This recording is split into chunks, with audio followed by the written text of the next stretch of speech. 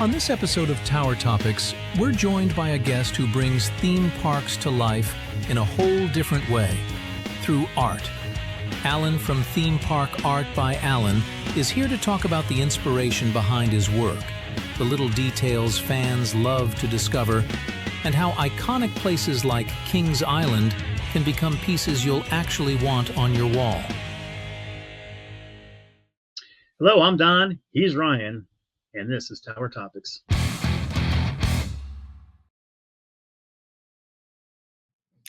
All right, let's kick this off by giving a shout out to our Prestige members.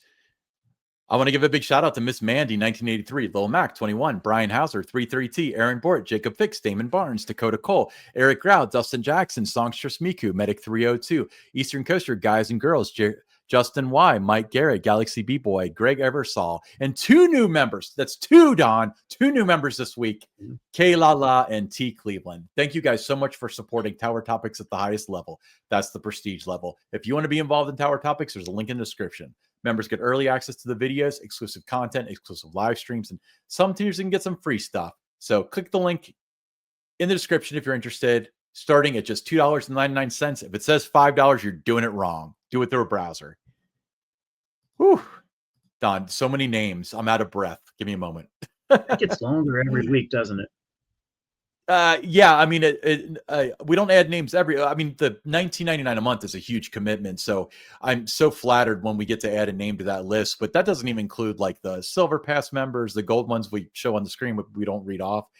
But, speaking of fans of Kings Island that, can really make a contribution to the park, we've got a very special guest, very good friend of the show, that actually has something that should be of interest to you if you or the people you love are fans of Kings Island. And I hope that they are, because I know you are, because you're watching the show. But I want to welcome Alan Green to the show. Thank you so much for coming, Alan. Hey guys, so nice to be here. Thank you for the opportunity. I love Tower Topics. This is awesome. So Alan, first tell us a little bit about yourself, where you're from and all that. Yeah, I live in Northern Kentucky, but grew up in Westchester, just 20 minutes from Kings Island. Grew up going there, worked there in high school and college a little bit, and just have really good memories there. Now I have 3 kids and a wife, and I'm taking them to Kings Island, building memories for the next generation. So, yeah. Okay, well, let's start talking about the art. So what first got you into creating theme park art? Yeah, I have loved to do art since I was in elementary school, and Kings Island and theme parks has been a part of my interest for a long time. I remember even in maybe 5th grade, just during recess, doodling roller coasters and things. But as I got into college, I studied industrial design, worked for some theme park design firms, worked for doing internships, freelance work, Jack Rouse Associates, Bruce D. Robinson Design Group, and really just began like a love for theme park art, theme park concept art. But specifically this recent kind of theme park art by Alan project for me has started in the last year or so. And I thank you guys really, when I first started listening to Tower Topics, it kind of ignited in me a greater interest in Kings Island. I've always loved the park, but just learning more about the history and learning more about just the fan base got me really excited. I remember I was doing just some watercolor for fun of it. I think it was with the carousel. And I posted some of this on the Tower Topics Facebook group. And some people started saying, this is cool, this is cool. And someone said, you should do a calendar. And so that just kind of got me going and going. And one thing led to another, and I got to do more. But I thank you guys for just kind of encouraging that and allowing for a community that can encourage that. Yeah, I mean, when you say thank you guys, you're talking about the Tower Topics community. It's not Don and I that you're talking about, but that's really flattering for all of us. And I like how you just worked in, like, I worked for a couple of design firms, Jack Rouse Associates. Was it Bruce Robinson? Right. So just a couple of like no-namers out there that you probably haven't heard of if you're big into theme parks. Well, let me ask you this question, Alan. So you mentioned that you were like posting the art on the Tower Topics Facebook group and so on. By the way, search for Tower Topics on Facebook and you can join that group and maybe see more of Alan's art. When did you hit the point where you're like, you know what, people will actually pay for this? And then you decided to do the calendar and even do the booth at Winterfest. Yeah, I mean, it is continually to me a shock that anyone is interested in this. It still is, but I think the way it went was I just put a few pieces out there, and then someone said you should make a calendar, and so then I was like, okay, I should make at least 12 pieces. So that was my goal, Mhm. and then I think at some point someone reached out and said, like, can I buy this? And I was like, oh, well, I guess so. And I started kind of thinking about that. And little by little, people would reach out and say, you know, what would you charge for this? Can I get this? Can I get that? So I just started to explore that. Then I started my little Facebook page, Theme Park Art by Alan. And little by little, just kept going. And then having a booth at Kings Island is continued to be a surprise to me that there's anyone interested. But so it just kind of has grown small to a little bit bigger. All right, Alan, what is it about Kings Island that makes it especially fun for you to capture? Yeah, I mean, Kings Island is so special to any of the listeners here, to all of us. And I think my interest in the park's not that different from others, but I grew up going to the park, have a lot of memories there, nostalgia. And to me, I think big picture, the things that we love about theme parks, friendships and overcoming fears and story. I just feel like all those things are core to who we're designed to be as humans. So to try to capture those moments that bring back those memories, and put them in a picture and a calendar, it's like whenever you see that, it's like it brings back emotions and feelings. So that's kind of what it is on for me.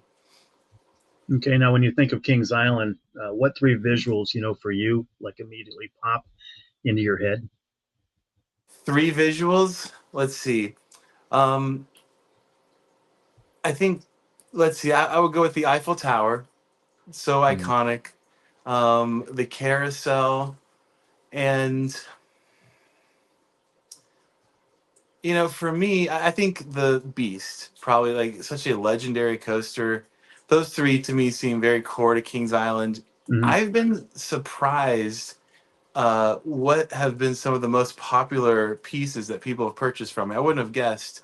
The carousel is one, and that makes sense. But Vortex and Mystic Timbers, by far, and Vortex the most, have been the most popular, and it just a testament to how much people love those rides.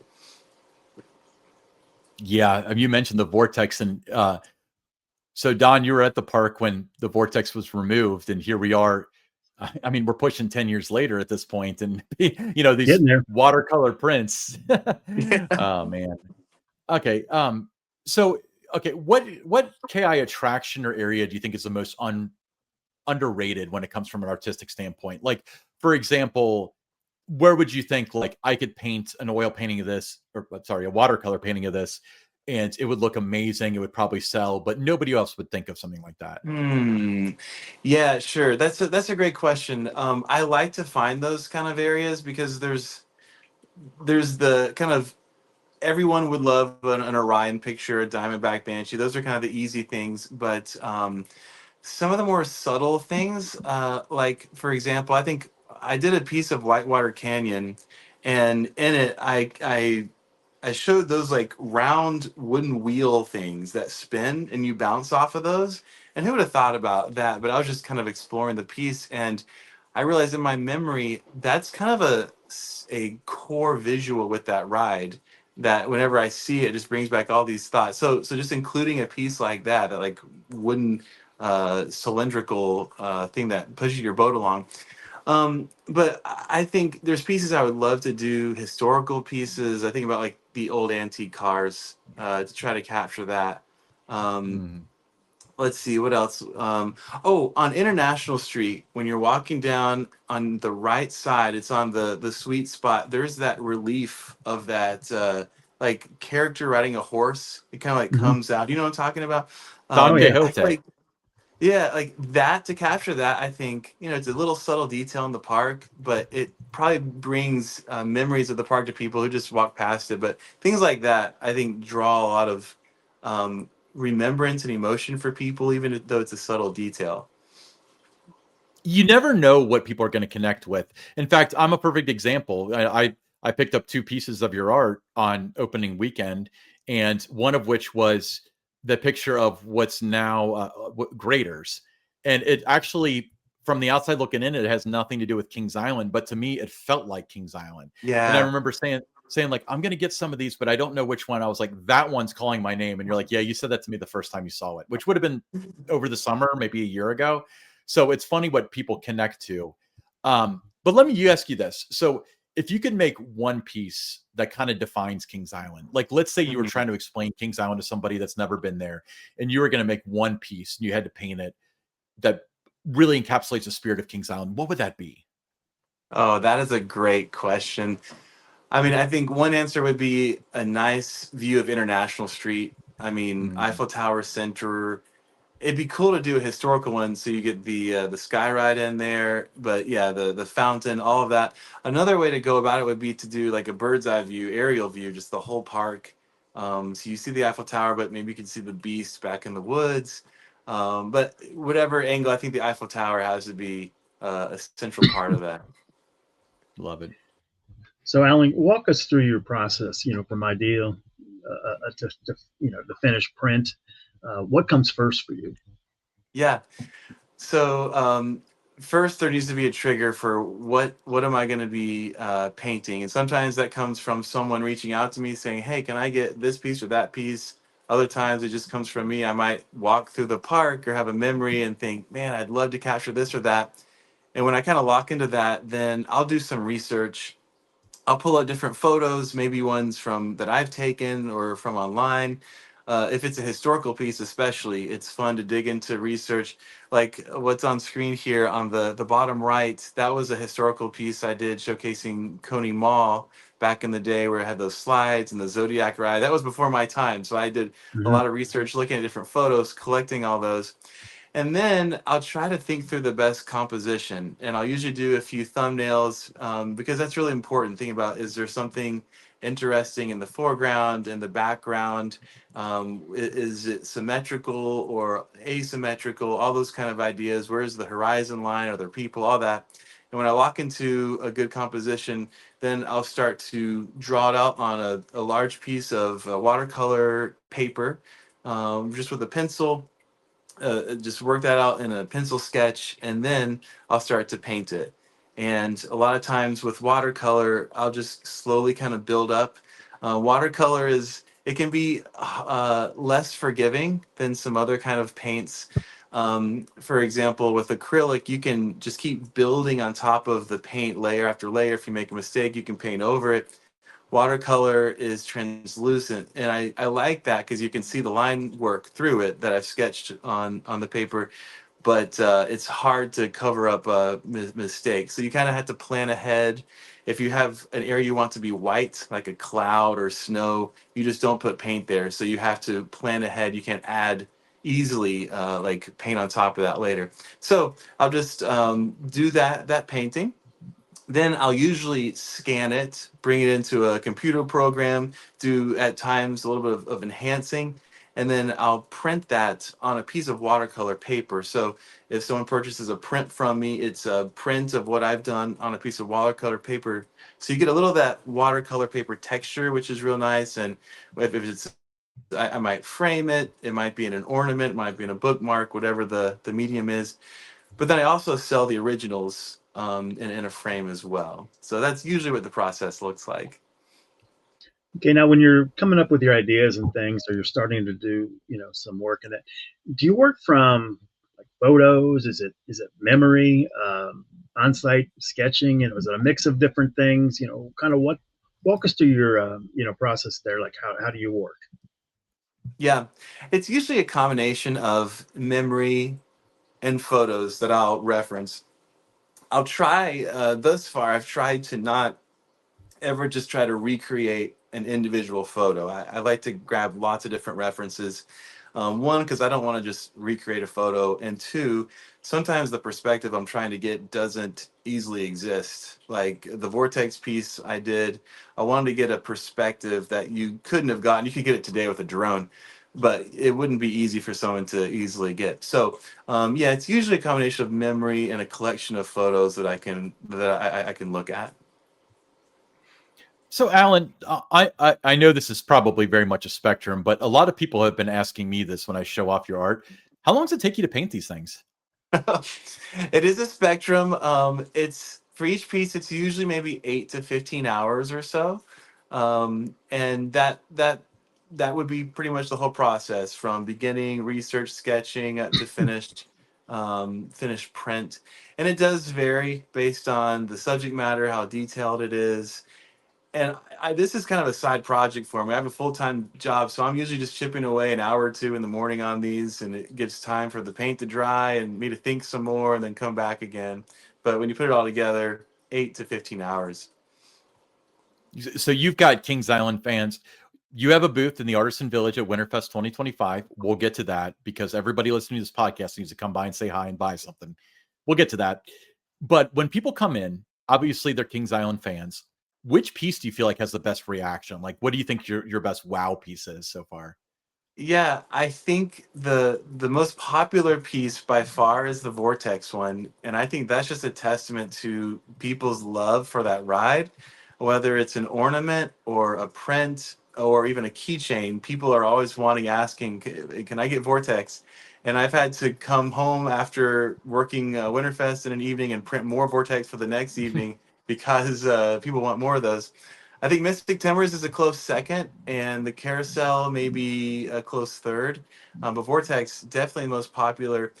But it's been cool to see. Though those are the most popular, I think almost every one of my pieces has been sold, and it's people have their favorite Kings Island memory, and even if it's just one or two people that buy something, it's been a lot of fun to hear people's stories, and especially some of the older guests who come and they talk about when they rode the Sky Ride or they rode the Zodiac or the slides rides that aren't there anymore, or even some talking about when they were at Coney Island before 1972. So it's led to a lot of fun stories for all these different pieces.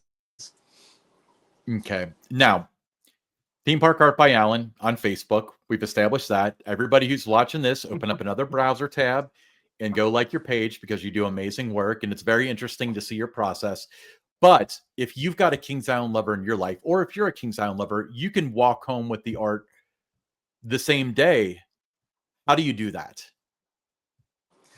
Yeah, so if you would like to come to Kings Island, come to the Village Artisan area. I'm so grateful to have a little booth there, and I'm selling all these pieces there. You can take it home with you from Kings Island. So I have large prints, small prints, calendars, keychains, bookmarks, ornaments, and you can have all that. And like Ryan, like you said, if that doesn't work for you, if you can't make it to Kings Island, you can just go onto Theme Park Art by Alan on Facebook, reach out in a message. I can ship something to you. But Kings Island's an easy way. You can walk home with it that same day. Question I got right before we went on from somebody that I told them you were going to be on in the episode dropping. Can they pay cash, or do they have Yes. to go credit card? Okay. Yeah, even though the whole park is cashless now, that's not the case with the Village Artisan vendors. We can do cash. At my booth, we can do cash or a card or PayPal or Venmo. But that's a great reason. If you like to use cash, you have cash just to go visit that area. Okay.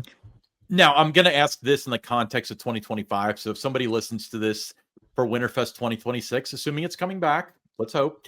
But for 2025, why don't you rattle off your prices? Because I think your prices are incredibly reasonable for what you get. Yes. So I've been playing with my prices a little bit, Ryan, but so I'm gonna share what if you come over and say you heard this on Tower Topics, these are the prices that you will get. So for a framed print like the one up here, that's $30. An ornament is 15. A bookmark and a keychain is $5. A small print, like the size of a postcard, that would be $10. And the calendar is $30.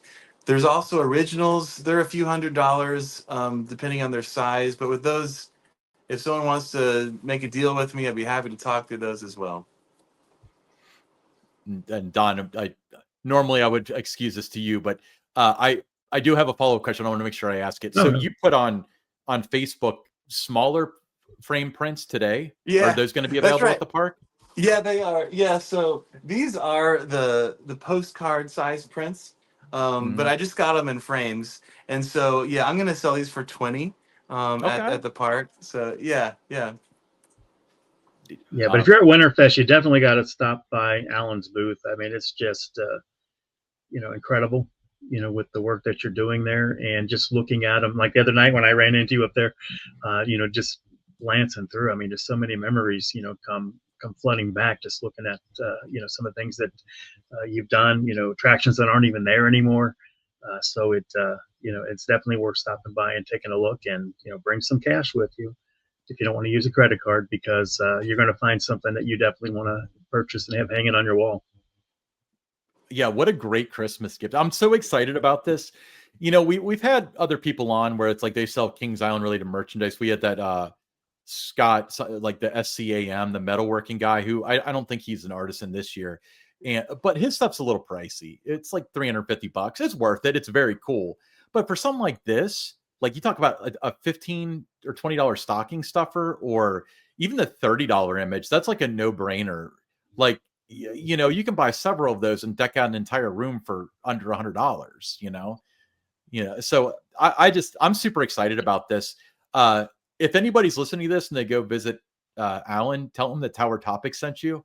It's not going to help you, but we'll at least It'll get a add little five kicker out of dollars it. to your charge. Yeah, yeah, yeah. He'll take off the shipping and handling when you buy it in yeah, person. exactly. Yes, yes. Hey, so let me ask you this. I, I don't know if you do this or not, or if there's a policy behind it, but I often go shopping in the shops and I'm like, I want to buy that, but it's like, it's like 6 o'clock and I don't want to carry it around. Can you hold stuff for people? Have you had to do Yes. that yet? Yeah, I have. Thank you. That's a great question. I mean, if I was going to Kings Island to ride some coasters, I wouldn't want to carry around a 11 by 17 framed print. Yes. Mhm. So people have done this and asked. You can buy something there with me, and then I'll just hold on to it. I'll set it back where no one can see it, nice and safe. And at the end of the night, you can stop by. I'll give it to you, and I'd be happy to do that. And some nights I'll be running low on supplies. So if you're interested, I'd recommend buying early so you get what you want before it's sold out, and then I'll hold it onto it for you and give it to you at the end of the night. I love it. Alan, I know that you think it's like such an honor to be on the show, and I appreciate that, but it really is an honor for you to take time out of your day. So your booth, I don't think we mentioned this, Artisan Village, right across from the French Corner. Theme Park Art by Alan. If you don't stop there, you might as well miss Tinker's Toy Factory too, because you're not having a full Winterfest experience unless you at No, least you're check not. this out. All right, but thank you so much for being on the show. We'll do this again. We'll do an update with your art, maybe a couple months down the road when you start. Yeah, I assume you're going to continue to be making originals, so we'd love to hear from you in the future. Yes, Right. I would love to Thanks. continue. Thank you guys, and yes, please feel free to come stop by. I'd love to say hi to you guys. All right, we'll be Awesome. stopping by soon. Theme Park Art by Alan, right across from the French Corner in the Artisan Village. Great guy to know. This is at Winterfest 2025. So a big thank you for Alan Green being on the show, showing off his art. And remember to go see him at the Artisan Village Winterfest. Don, we have a meetup coming up, don't we? We do. We do. And it's going to be Saturday, December 20th. This is our itinerary for the event. This will also be found on our social media pages, the Tower Topics Facebook group. We're all going to watch What the Dickens at 5, the tree lighting at 5:30, Tinker's Jingle Bell. I can't say that. Jingle Ball at what's that? 6:30. 6:30, right? We're gonna go check out the ice carvers at 7:30. We're gonna ride the Grand Carousel. So we're gonna show up at the Grand Carousel at 8, take a group photo, and then ride it. And then watch the Winterfest Wonderland Parade at 8:30. We're gonna watch that by the carousel, and then we'll wrap up the night by doing the 12 Days of Christmas train ride at 9 p.m. You're welcome to join us for all, some, or none of those events. We would just like to see as many people as possible, and we really appreciate you guys taking the time to hang out with us on December 20th at Kings Island. The ice carvers. I don't know if you've seen that, Ryan, but I think that's one of the most underrated things about Winterfest. Sure. Yeah. All right. And then, but there's more. We also have going on right now a Tower Topics photo contest. So we want you to show us your best shots from this year's Winterfest, again, this year's, at Kings Island, for a chance to win a mystery box of Kings Island goodies, plus a Tower Topics t-shirt. I'm talking about one of the old style original shirts that we did, kind of what we call the Carolina Blue shirt. So how you enter, you must be a subscriber to Tower Topics on YouTube. Very simple to do. There's no cost associated with that at all. You just click the subscribe button. That simple. You want to email your favorite 2025 Winterfest photo and a screenshot that shows you are a YouTube subscriber to host@towertopics.com. Again, that's host@towertopics.com. You want to put enter me in the email subject line. That allows us to separate that from all the other emails that come in.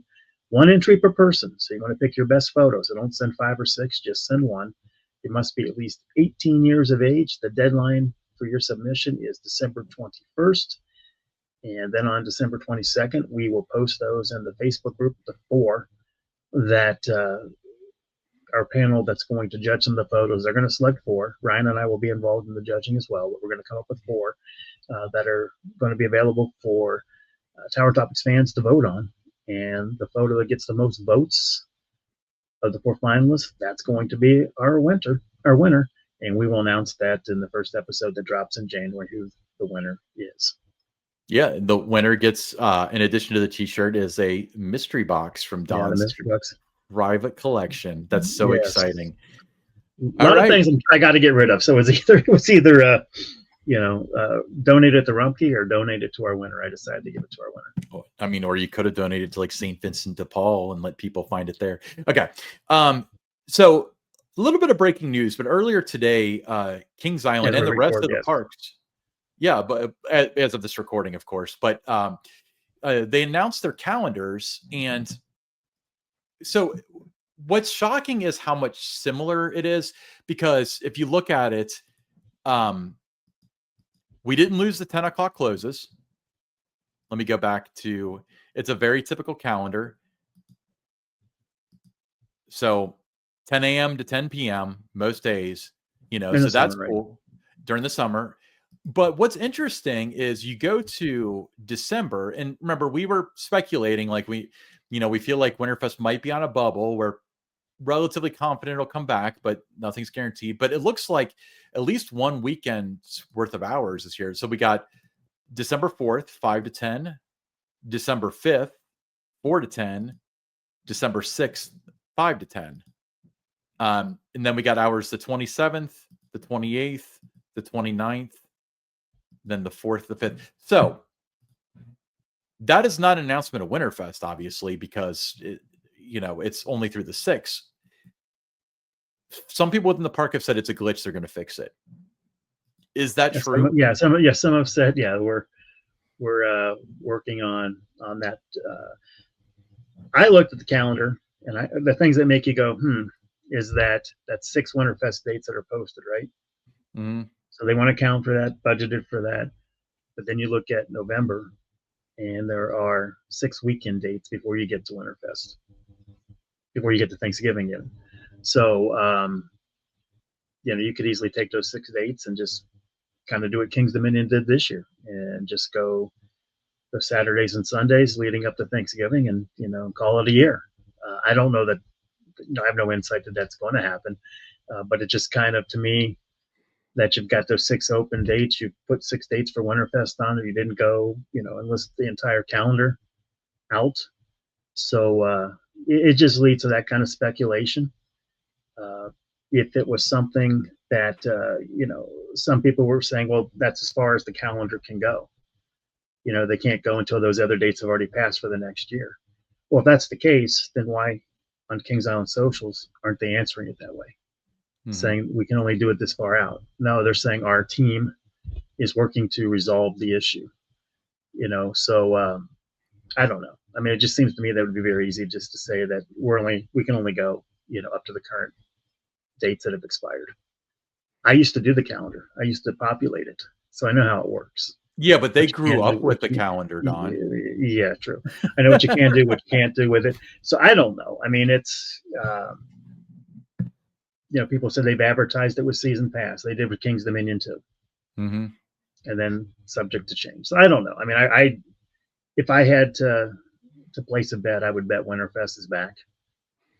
So I'm not concerned as of today about Winterfest not returning in 2026. But it's just odd that they chose to put 6 dates in there instead of just maybe going to Labor Day and just saying the rest of our calendar will be announced at a later date like they used to do. So it's just odd that they did that. I'm trying to think as to what really okay. Let's pretend like they're not telling the truth, that like, our team, because first of all, their team's been working on it for 12 hours now. So I don't know how hard it is to update the calendar. You might have a little bit more insight in that. But I mean, there is a new sheriff in town. There's a new CEO, and maybe they've never released the calendars this early, at least under Cedar Fair, Six Flags, whatever. So I wonder if he put an edict down and said, like, release for the next year. And what he had in mind was, like Knott's Berry Farm and stuff, which is daily, every 364 days a year. Yeah. But for them, they were just like, okay. And they filled out the calendar all the way through December 6th, which would have been, almost a year from right now as of this recording. But the thing though is, if it was going to be bonus days, don't you think that the hours would have been 11 to 7 like they were? Or do you think that part of the parlay with that is, they're going to make you think there's Winterfest, and then they're like, oh, instead of doing that, concentrate on the core season, and we're doing these bonus days from these times. So, like, do you think they would do that? That's a little underhanded, but well, I mean, here's the thing. I know when these calendars are finalized, they're sitting on them for months, before they would release it historically. Mm-hmm. So it makes sense to get it out there as early as you can. Other parks, release the calendars in November for next year. In addition to the calendar, they listed the date runs for the different events, the seasonal events. Dollywood's is out there, Holiday World out there, Kennywood out there, just to name a few. So other parks are doing it, and I think when you're sitting there, and if you're them, especially as you have new people coming in now, people start planning.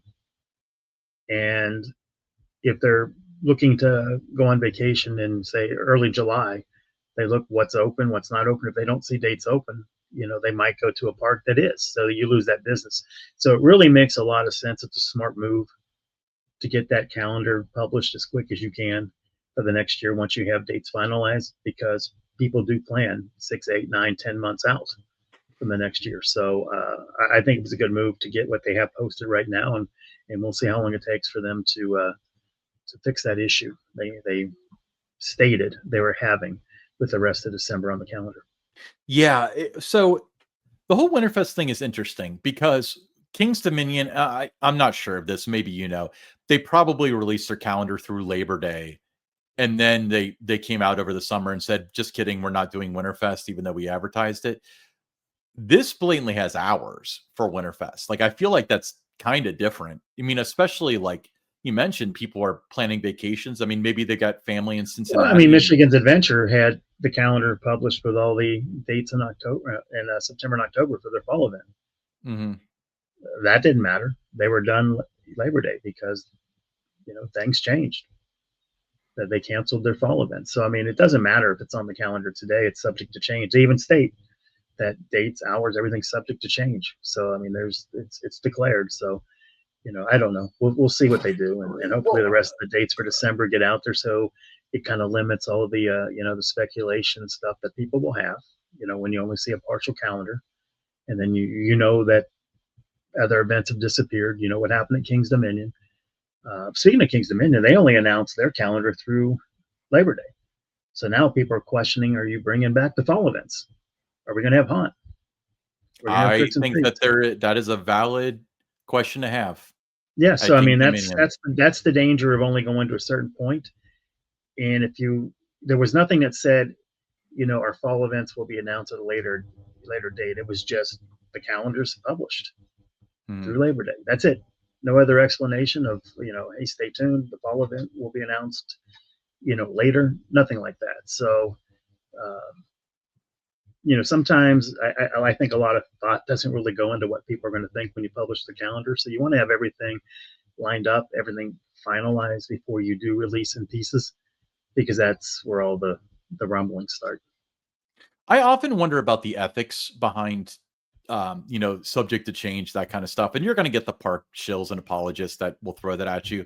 But I don't think that, especially from a legal standpoint, and I'm no lawyer, but can they fundamentally change the product that they're offering? Like, hours are subject to change. Like, okay, now we're closing at 8 for 2 weeks. Like, that seems like it's within that realm. But to lop off an entire 6 weeks, an entire season, like I think that that's such a fundamental change to what was Yeah, but if promised you to look at you. Kings Island's calendar, say they do decide they want to, they're going to cancel Winterfest, and they take those dates that are there right now and they just move it into November, they're still giving the guests the same number of dates that were published. Mhm. So from that standpoint, there's no questioning it. We publish as many dates as how many dates you're getting. We didn't remove anything. So it's just interesting. But I would hope that and we'll know as you get through this weekend. If it is something that they could only schedule out, that far in advance. You couldn't double up on your dates in December that are already published the way the calendar is. So, we'll see if they start adding in a week at a time, or, that was just something that, somebody from corporate handed down a statement to say, if anyone asks any questions, just post this, and that's what it looks like, because the 3 or 4 different people that they did respond to answered it the same way. That was how it was. It was a, copy paste type of response. Did they say, we're working on getting the extra days for parentheses event finalized? I remember that. Oh Yeah. my So God. I don't know, but moving on. Yeah. All right. We will be right back with the listener questions. And now it's time for the Tower Topics listener questions. First listener question, Tyson from Huber Heights, Ohio. Is that where the Buc-ee's is going? Yes, it is Yeah. almost built. It'll You're supposed to a open little- in April, which begs the question: if it opens the same day as Kings Island on April 18th, I know where I'm going to be. I mean, Kings Island will be open till like 8, and Buc-ee's will be 24 hours, so you can do both. I'm just It might saying. take you that long to get in the parking lot. It's got Oh to my be God. packed I didn't that even day. think of that. Oh, okay. Anyway, Tyson from Buc-ee's, Ohio. He said to Don, I like how the lift hill on Mystic Timbers is lit up during Winterfest. Why is it only during Winterfest and not the regular season Kings Island lights? Well, and not the regular season Kings Island lights up the lift hill. Why is it just Winterfest? Well, I think it's a way, like the same thing with the buildings and stuff. You have different lights and things on the trees, and that things are seasonal, and I just think that's just the look it has for the season. I don't think you would lose something at Winterfest if it looked exactly the same, I think, as it did during the summer. Wasn't Mike Kuntz adamantly against having the uplighting on International Street that's on the buildings for the first year, because he was afraid, like, if we do that, then people come to Winterfest and think it just feels like the normal park, which I totally Right. understand that. Yeah. But as like the nightly show became more and more, I think the uplighting is important for Winterfest, but I don't think that what defines Winterfest. But that's No. exactly why. But I think it's a good question, and it's you do have different guests that pick things like that out. With what's happening, like Tyson did here with Mystic Timbers. They noticed that it's lit up during Winterfest, but not during the summer. But I just think that it kind of fits the season, and that's why they do it then. Yeah. Kelsey from Michigan said, this first question is for Don. Don, did you ever ride the old haunted river ride at King's Dominion before? If so, how was your experience on it? I have seen some YouTube videos on it, but sadly, it being an 80s, 90s ride, I can barely see what's going on. Would you think that a ride like this would have worked at Kings Island? Also, for both of you, what is one amusement park ride from the past that you somehow never got to ride and wish you could have ridden? Sorry for the long message, and go team Ryan and Don. You guys rule. Yes, I did ride that 1984. First time I did. It was where they had in the later years, where it was Volcano, the Blast Coaster. So it was a flume ride through there, which kind of got kind of redone as the haunted version of it. it's kind of, I remember going through the mountain, Mhm. a couple of different scenes. There was like a pirates, scene that was in there. I remember that. Um, there were some skeletons and that. So, I mean, I remember, but I only rode it a couple of times. So what was in every room, I don't remember that.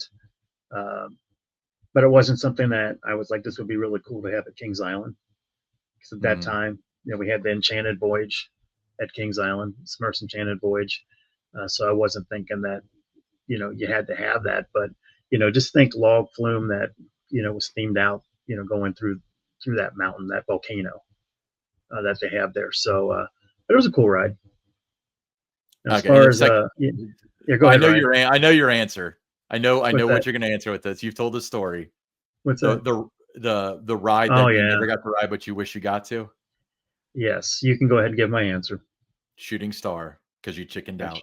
Shooting Star, yes, Shooting Star at Cincinnati's Coney Island, and it was final day that Coney Island was open in 1971. For those that hadn't heard the story, and they took ride tickets, so dumped the ticket in the little, thing that you did, and sat down with my sister, and um, before they dispatched the train behind it was going through the helix, and you could hear like the screeching and the riders like screaming and stuff.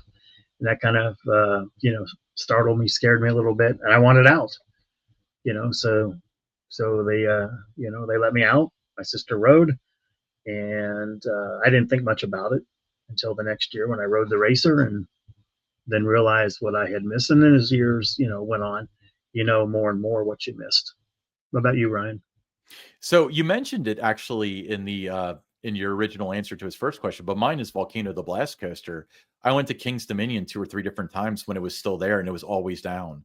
But my friends all talk about how it was such a great inverted coaster and this and that, and I never got to ride it. It was always down when I went there. But Yeah, it that's a was a very good good ride. question. I liked it. I mean, it was a fun ride. Yeah. Sorry you missed it, Ryan. I know, but I'll have to ride Raptera soon enough. Leah from Broadview Heights, Ohio said, "Okay, Don, what's the real reason you won't eat salads? The salad offering in the brew houses are so good." Well, Ryan tells me they're very good. I take his word for it. But the real reason, I heard salads would be good for my cholesterol. Yeah, you don't want your cholesterol to get too low. Let's not be silly. No, Okay. no, no. That would be All it would right. be a shock to my system. All right. If you got your own questions, we would love to hear them from you. Send them to host, HOSTS, at towertopics.com. That's host at towertopics.com. Your first name, the city you're from, as well as your question, your buy or sell, your concern. We'd love to hear from you. You don't want to email because emailing is for old people. Leave us a text or a voicemail. 513-399-7538. That's 513-399-7538. We read every text. We listen to every voicemail, and the very best ones get read or played on the air. All right, everybody. We want to send you warm thoughts this holiday season. Thanks for being part of the Tower Topics community.